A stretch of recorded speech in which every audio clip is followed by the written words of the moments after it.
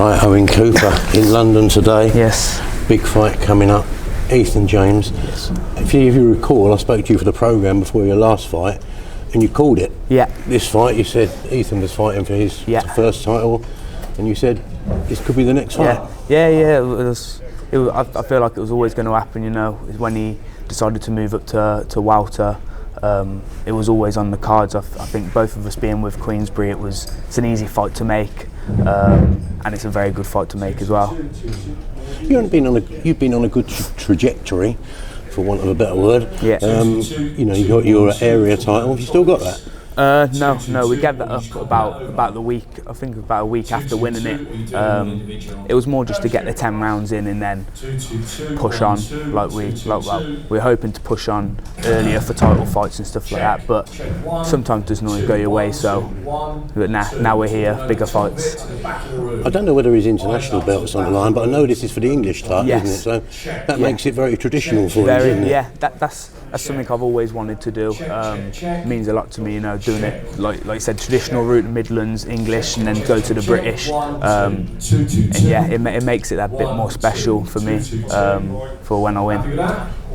And if that international belt is there, it puts you on that sort of twin track, doesn't it? So when you get to your British and everything, you're not then left in no man's land. You've already got your rankings for the international and that sort of thing. Exactly, yeah, because I think Ethan's got the WBO European, so I think he's something like 11 or something like that. So yeah, like you said, it sticks you up there on another track as well. So you're not just locked off onto one way.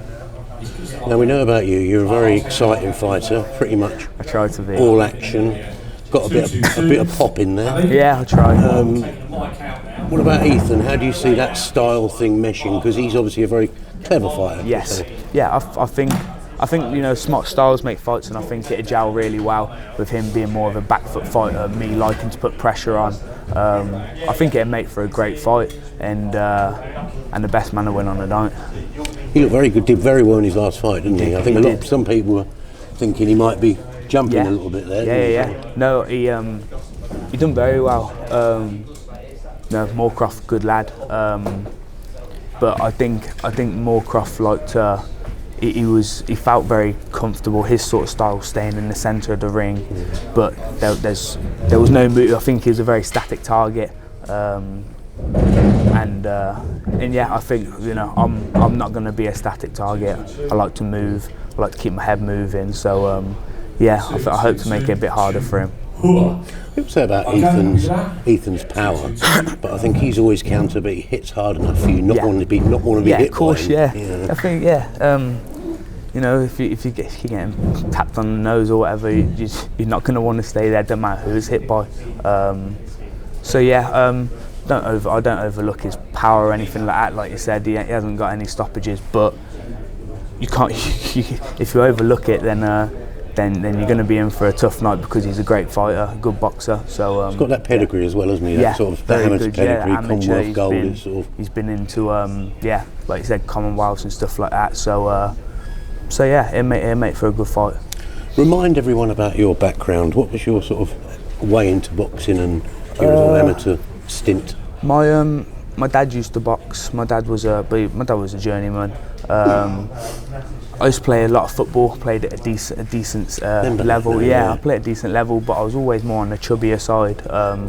So I went to the gym. My idea was to go to the gym just to drop a couple of pounds and then carry on with the football. But I got a punch on the nose, and I thought, you know what, I actually quite enjoy this. And strange, isn't it? Yeah, it's crazy. But yeah, carried on from there and never looked back. Did you do much in the amateurs? I had about, in between, I can't remember exactly, about 45 fights. I won the youth national title. I boxed for England 4 times. Got silver in the Tri-Nations. I just done okay, okay. But I've always felt like pros are suited. I always, you know, everyone always tells you. You haven't got a classic amateur style, no, have you? Exactly. So yeah, we always felt like the pros would suit us more. And yeah, I feel like that's why I turned pro, you know, 18, 19, nice and early, because I felt like I could grow into it. I didn't have to rush anything, just grow into it. And yeah, What I find quite interesting, like you say, when you're developing a style like yours, you said it wasn't really suited to the amateurs, but was that just the way you were comfortable or enjoyed fighting? Yeah. Or was it the way your trainers sort of... No, that was just the way I've always liked fighting. You know, I'm not the tallest, so I've had to, especially in the amateurs, I fought at a higher weight, had to work my way in. Because you were never going to beat someone on the outside because of my size and my little arms. So yeah, we had to. It was always something that we worked on as a team. You know, with my coaches in the amateurs, Worcester City, ABC. Yeah, they always liked me to use, you know, what I've been given to my advantage, and yeah, that was getting involved and getting stuck in. Seeing you've got a very passionate following in Telford, how's it going to figure for Birmingham? Are they happy enough with that? Yeah, very happy with that. You know, Birmingham is a bit closer. It sounds. I love Telford. I've said to Liam and Tristan before that even because they used to have the amateur shows, the championships were in Telford, and I never lost in Telford, so I always loved it there. But yeah, Birmingham to, like, you know, supporters sounds a bit more appealing because then they can go out into the town after and stuff like that. So I'm looking to do really good. And well, the feedback I've had so far has been really good, and I'm really looking forward to start getting to announce it officially and get the tickets out there. And yeah, I think we're going to have a really good crowd.